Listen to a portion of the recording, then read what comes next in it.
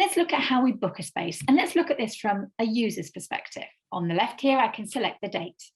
On here, you'll notice that when we pull this down, that it's actually for 2 weeks. That's a choice, and it is by office environment, but you wouldn't want them being able to book out too far. You'd want that limitation from a desk perspective in order to keep that available and flexible. You can book all day, or you can also book by time. You'll notice on the left there's suggestions and also stars on some of the desks. This is on my booking preference. It's based on my personal previous bookings and provides some suggestions for me based on my behaviours. It would also be likely that I would want to filter by desk or by space type.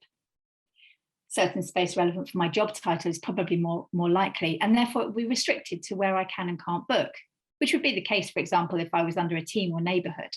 Again, you will see the suggestions that are coming up here, enabling me to be able to book my suggestions based on my previous booking behaviour. I can amend any details from there as well. As you can see on here, I'm looking to change the time. The green line underneath indicates that the space is available for me to book it. When I press book, you'll see that will turn red. Enables me the flexibility to amend or cancel any of my bookings. You'll notice that it popped up saying successfully booked.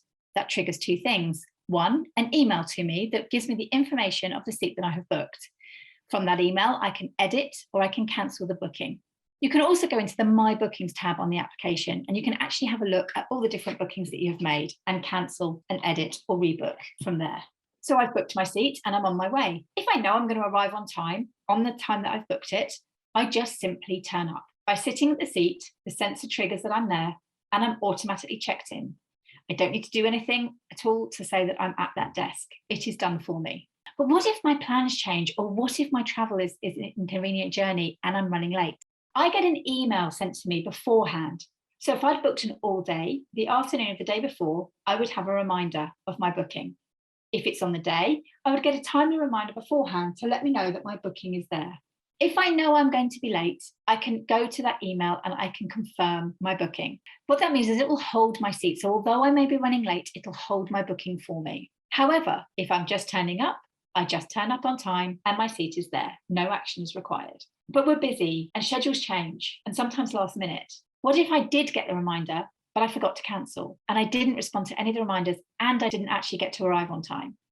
If I do not arrive on time after my booking time should have started, it will cancel. That will free up that space to enable somebody else to use that space or book that space.